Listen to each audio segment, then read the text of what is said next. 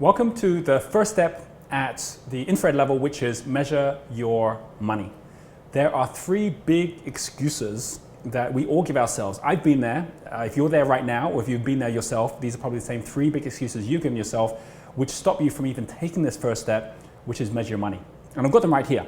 Three big excuses. See if these resonate with you or not. Number one, there's no point in measuring it because I can't change it anyway. You know, it's kind of like, well, I've got a job, I can't make more money, or, you know, I've got my business where there's no way to get more money out of it. So what's the point? Number two, it's too difficult to measure, and I'd rather be doing other things. It's kind of like, well, my money's just going in the bank account. I'd rather do other things than go there kind of trying to work it all out. Or number three, frankly, money's not that important to me. It's kind of like other things more important. This is exactly what happened to me when I was at the point where I'd been told already by mentors of mine, until you're willing to put your own wealth first, until you're willing to pay yourself first and actually set a plan up for yourself, there's no point even going out and starting a business. And I was like, yeah, I'll get to that later. It's a little bit like in the Karate Kid, when Mr. Miyagi is saying to the Karate Kid, right, you're gonna go wax my car, wax on, wax off. And Karate Kid is like, why am I even doing this? It's like when we're so impatient to get to success, it's kind of like trying to run up the mountain without all the equipment we need because we want to get there fast and wondering why no one else wants to come with us. So this first step here, measure your money, is a little bit like what happens when you say, I'm serious now.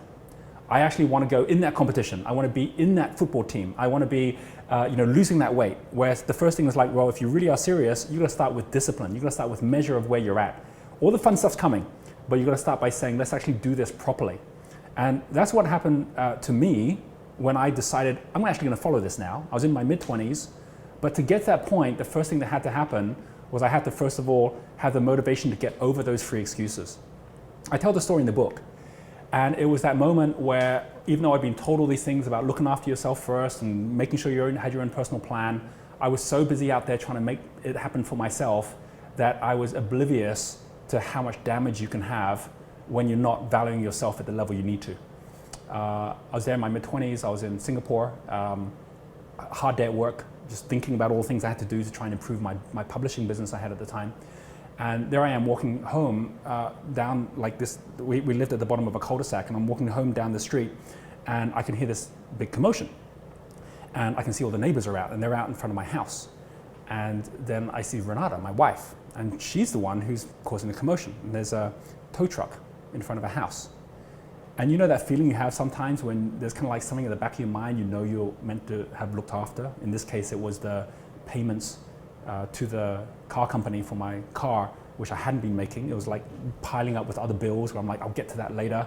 But I was so focused at trying to go out there and make my business a success, I thought it can wait. Well, clearly it couldn't, because now we had this tow truck driver out in front of the car. I could see straight away what was happening. Kathleen, who was less than a year old, our daughter, she was on Renata's arm. She was crying. Like the emotions I had straight away, just walking down towards the car and thinking through my mind, what am I going to say? How am I going to say it? You know, I hadn't told Renata that we were behind on the payments. I could see all the neighbors there watching. The first thing I did as I came up was Renata saw me and she was like pleading at me, like, Roger, what's happening? And I said straight away to the tow truck driver, oh, I can pay. And of course, he's the wrong person to be saying that to. He just came to pick up the car. And he's there winding up the car. And Renata, when she saw me pleading now with the tow truck driver, immediately knew what had happened. So she just, in embarrassment, just got quiet and walked inside with Kathleen. All the rest of the neighbors are now watching.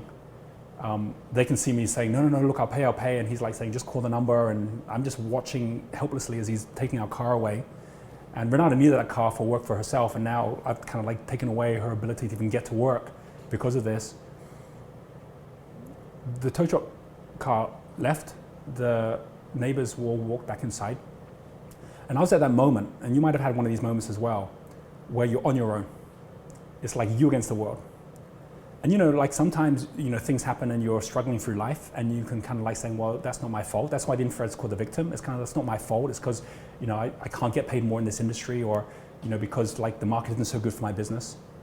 This was totally my fault. I mean, like I was there, it was the whole focus on my business and being successful that had put me at the greatest failure possible, which is public failure in front of everyone I knew and in front of my wife, and the fact that I hadn't actually even shared with her that we actually were struggling so much. So I made a decision at that moment. That was the moment for me, where it wasn't just about let's read the books and let's go through the motions. It was like, no, this has turned from it being an opportunity to being an obligation. I have to fix this now. And where I was willing to take responsibility myself for saying, no, I'm going to actually make this change. And if I've been told all these things in the past of how I need to do it, I'm actually going to follow through on that right now. And not knowing the answer isn't going to be an excuse anymore. And that's when I actually took those steps through. Now, before I go through what these 3 steps are, which are what the assessment's about, and the steps that you need to take, the steps that I've seen thousands of other people around the world take, where they said, okay, I'm going to get real now, and by taking it, it allowed them to start stepping up the ladder, is what happens as you go up the ladder. And this is what I call the power of zero. I talk about this in the book as well.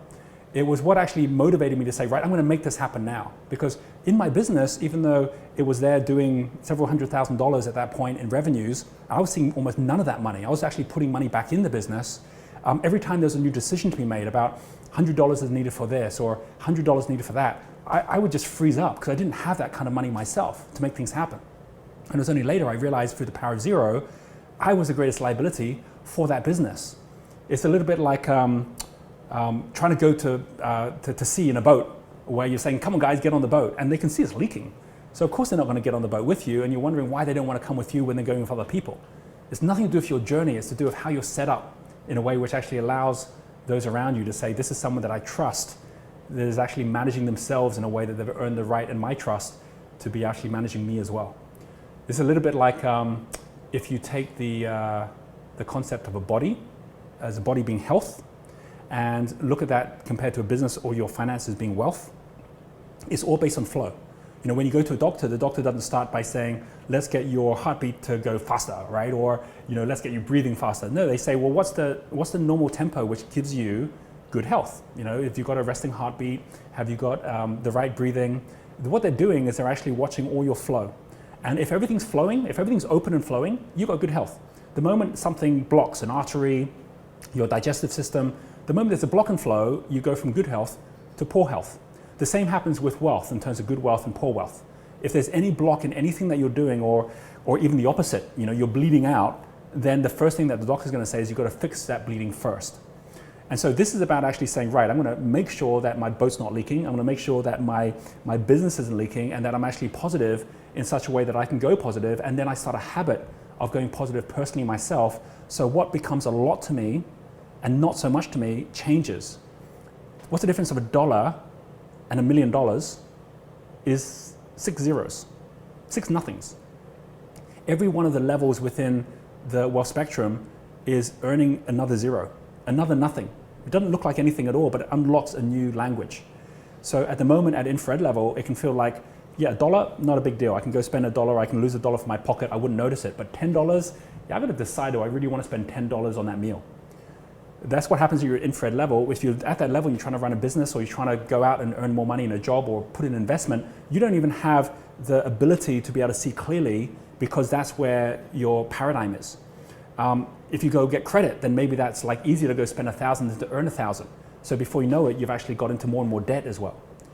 But the moment I actually said, right, I'm actually going to say it's more important to me to make the extra $100 personally myself this week than to try and make the business make another 10,000. How do I do that? I found ways straight away that I could actually put in place to make that happen. If you're in a job and you stay the same thing, how do I just make another $100? You'll find ways to do it in the same way that if you suddenly needed an operation, or you needed to, you know, help someone, your car got repossessed, you needed to find the money to get the car back. You'd figure out ways to get the money suddenly. But it's all about what's a lot to you. By the time you get up to red level, the next level, what I found was suddenly $100 was a lot of money, whereas $10 wasn't so much. You know, I could put $10 towards something, I could go out for a meal, I wouldn't worry about that money. But $100, because now I knew how to kind of like go out there and stretch for the 10, that was still a bit of a stretch. By the time I got to orange level, where I'm now actually applying myself even more, the $100, that was quite easy to do. And this all took several months to get to. But suddenly that $100 I was worried about, I wasn't worrying about. But then $1,000 became a lot of money. It's like, right, well, how would I go out and make $1,000 extra? No, I couldn't do that in a week. I could do that in 2 weeks though, or in 4 weeks. And at orange level, you can't do it the same way, which is just using your time. You need to do it in different ways, which is how you add value to others. So you're actually changing the rules at each step, a bit like going up the ski slope, where like, you know, you might be snow plowing when you start at the green slope. By the time you get up to the red run, you're now doing parallel skis. You're I'm learning what you're doing earlier because you've got greater flow now.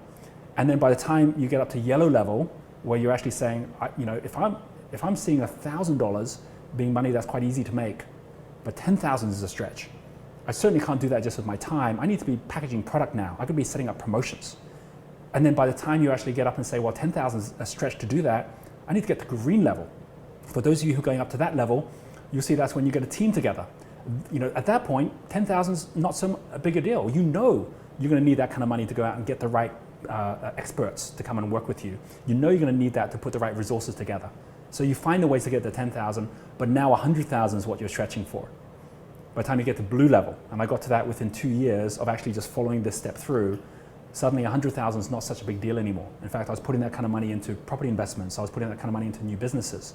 But $1 million, that's what I was really stretching for.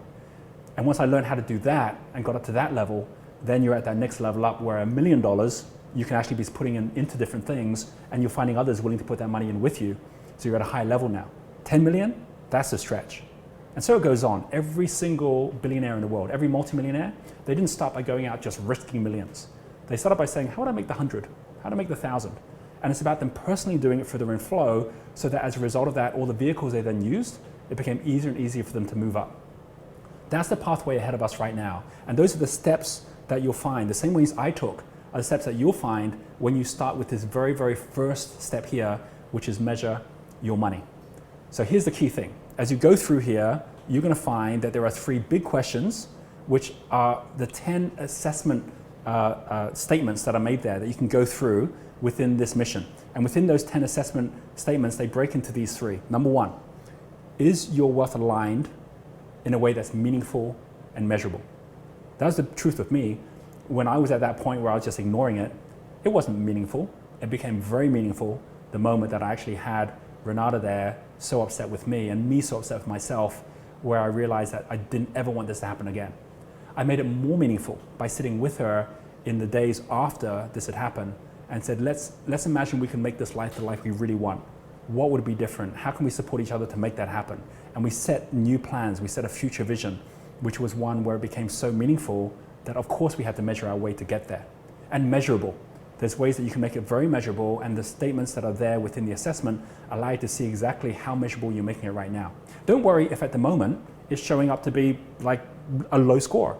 Out of these 10, which are all scored out of 10, there's 100 in total. Maybe you're only at 5, or maybe you're only at 20 or 25. The whole point is now you know where you're at, you can see those improvements. And week on week, you can see yourself growing with knowing exactly what are the steps you need to take to move yourself forward. So there's a group of those assessment statements which are all about, number 1, are you meaningful and measurable in the way you've set it up? Number 2, have you set yourself up to be at the right place, right time? You want to learn the guitar. If you want to drive a car, you're not going to do it by just reading a book. You're going to do it by actually getting into the right environment with the right people. And so those statements actually take you to the right steps to do that. And then number 3, have you set up a self-correcting system for success so that you don't just forget about it after a month or 2 and then think, oops, I'm in the same place, but there's a way that actually everything is automated and is actually growing with you as well. Now, depending on your genius, you're going to find that what sabotages you will be different based on what you naturally do well and what you don't do so naturally well. I'm a dynamo genius, so for me, I'm always coming up with new ideas. As long as I'm caught up in my ideas and my thoughts, I'm always going to be trying to go too fast. So the way I was able to step out of it was to get a support team around me, my friends, my family, that were actually willing to work with me, who had different geniuses that could actually look after the numbers, look after the detail, be the brake to my accelerator. You might be the opposite. You might be a tempo, like my wife Renata, where for her, she couldn't come up with the big picture. It wasn't as natural to her, but she was always looking at all the detail. She could always find a better deal, which is great. The 2 of us worked well together, but she was also saying, well, what is my vision? Where do I want to go? I could help her with that. So depending on where you're at, someone else with a different genius can help you along so you don't get self-sabotage. Same with Blaze geniuses who are great with opportunities and people who hate going out and looking at all the detail and going for the spreadsheets. But then you've then got the Steel geniuses who are great at the detail in the spreadsheets that aren't so good at going out and connecting to people.